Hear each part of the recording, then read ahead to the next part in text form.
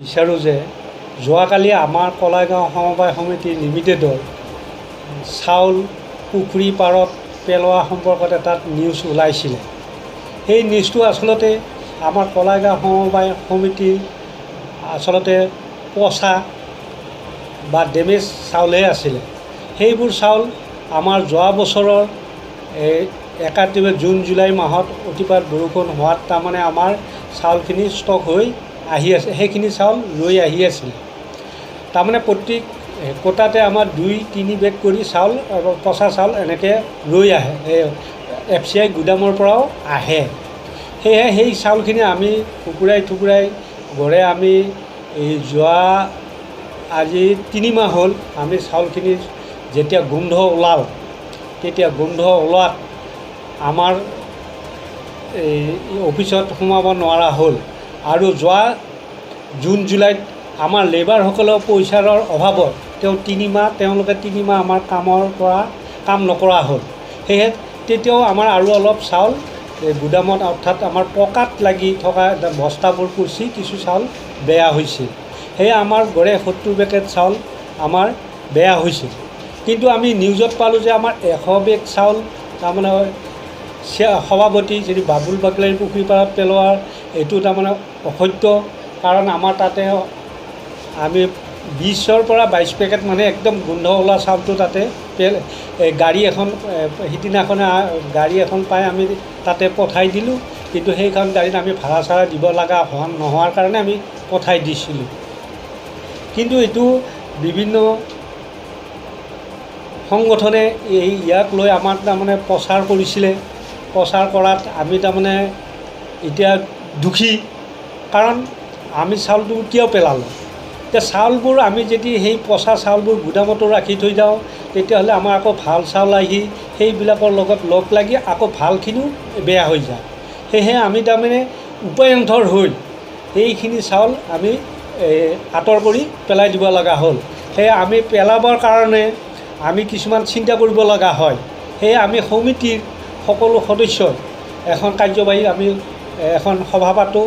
সভাত আমি এই সম্পৰ্কে চাউল পচা বা বেয়া হোৱা চাউলখিনি কি কৰিম, এই সংকটত আমি এটা প্ৰস্তাৱ লৈ আমি কওঁ যে পাৰিলে আমি তাৰমানে কম দামত হ'লেও চাউলখিনি বিক্ৰী কৰোঁ। কিন্তু আমি বিভিন্ন কাষ্টমাৰ আনি চাউলখিনিক দেখুৱাওঁ, কিন্তু কোনোৱে ইয়াক কিনিবলৈ মান্তি নহয়। কাৰণ চাউলবোৰ একদম তাৰমানে আমাৰ জীৱ জন্তু বা কিবা খালেও তাৰমানে বস্তুটো বেমাৰ হ'ব পাৰে।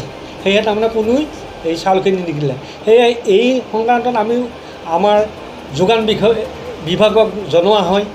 তেখেতসকলেও আহি তেওঁলোকে চাউলবোৰ দেখে যে হয় সেই চাউলবোৰ তাৰমানে খোৱাৰ উপযোগী নহয়, আৰু সেই চাউলবোৰ তাৰমানে গুদামত থাকিলে আৰু চাউল বেয়া হ'ব। সেয়ে তেখেতসকলেও আমাক তাৰমানে এটা অনুমতি দিলে যে আপোনালোকে আলোচনা ভিত্তিত এইখিনি বস্তু কেনেকৈ কি কৰে আপোনালোকৰ সিদ্ধান্ত মতে আপুনি কৰক। কিন্তু তেখেতসকলে ডাইৰেক্ট আমাক কোৱা নাই যে পেলাই দে বা কিবা কৰা। তেওঁলোকে কৈছে আপোনালোকে সিদ্ধান্ত মানে এইখিনি কি ব্যৱস্থা লয় আপোনালোকৰ কথা।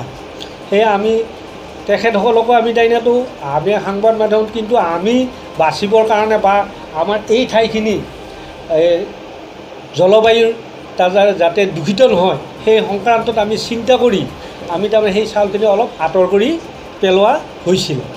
গতিকে ইয়াতে আপোনালোকে আৰু আনহাতে আমাক চৰকাৰেও এতিয়া যোৱা গড়ে 3 বছৰ 3 মাহ হ'ল আমি চৰকাৰৰ পৰা কোনো কমিশ্যন পোৱা নাই। সেই কমিশ্যন নোপোৱাৰ কাৰণেও লেবাৰসকলেও তাৰমানে আমাৰ 3 মাহ তেওঁলোকৰ গড়ে 5 লাখ টকা হৈছিলে। 3 মাহ তেওঁলোকৰ লোডিং আনলোডিং আৰু হোম ডেলিভাৰী এজেণ্টসকলক ঘৰে হোম ডেলিভাৰী দিয়াৰ কাৰণে তেওঁলোকৰ 5 লাখ টকা আমি দিব লগা হৈছিলে। তেওঁলোকে সেই 5 লাখ টকা যেতিয়া আমি দিব নোৱাৰাত তাৰমানে তেওঁলোকৰ 3 মাহ আমাৰ তাৰমানে গুদামত কাম নকৰা হ'ল। সেই সংক্ৰান্তত আমাৰ তাৰমানে আৰু অলপ চাউল তাৰমানে বেয়া হৈছিলে। নহয়তো আগতে ইমান চাউল বেয়া হোৱা নাছিলে, কিন্তু লেবাৰসকলে 3 মাহ কাম নকৰাৰ কাৰণে আমাৰ অলপ চাউল বেছিকৈ বেয়া হ'ল। এইফালে তেতিয়া অতিপাত বৰষুণ আছিলে। সেয়ে মই অসম চৰকাৰক কওঁ যে আমাৰ ৰৈ যোৱা পেণ্ডিং কমিশ্যনবোৰ আৰু আগন্তুক আমাৰ তাৰমানে মাহিলী কমিশ্যনবোৰ যাতে সময়মতে দিয়ে, তাৰ বাবে আমি তেখেতসকলকো আমাৰ অসম চৰকাৰক বা বিজেপি চৰকাৰক আমি জনাওঁ যে তেখেতসকলে আমাক এই সমবায়সকলক যাতে সকাহ দিয়ে, সময়মতে তাৰমানে আমাৰ কমিশ্যনবোৰ ওলাই দিয়ে, আৰু আমিও যাতে আমাৰ জনসাধাৰণক বা আমাৰ অংশীদাৰ ৰাইজক সুকলমে চাউলখিনি খুৱাব পাৰোঁ। বেয়া চাউল আহে মাজে মাজে, এফচিআইৰ পৰা চাউলখিনি পচা চাউলবিলাক আহিলে আমি সেনেকৈ জমা কৰি একগোট কৰি তাতে থৈছোঁ, আৰু বিভাগীয় কৰ্তৃপক্ষকো আমি এই কথাখিনি জনাইছোঁ। আৰু আমি উপায়বিহীন হৈ যেতিয়া চাউলখিনি পচি গৈছে, বাছ ওলাব ধৰিছে, ইয়াত বহিব নোৱাৰি অফিচত, তেতিয়া চিন্তা কৰিলোঁ যে এতিয়া কি কৰা যায়। এতিয়া সভাপতি মহোদয়ে ক'লোঁ যে আপুনি এখন সঞ্চালকৰ মিটিং দিয়ক, তাৰপিছত আমি সিদ্ধান্ত লওঁ আৰু বিভাগীয় বিষয়া মহোদয়সকলকো আমি এই কথাটো জনাওঁ। তেতিয়া সেইমতে সভাপতি মহোদয় বা ভাইচ মহোদয়ে, সম্পাদক মহোদয়ে এখন সঞ্চালক মিটিং পাতি আমি এই বিষয়টো সিদ্ধান্ত কৰিলোঁ যে এই বেয়া চাউলখিনি আমি তাৰমানে এটা উচিত ব্যৱস্থা কৰিব লাগে।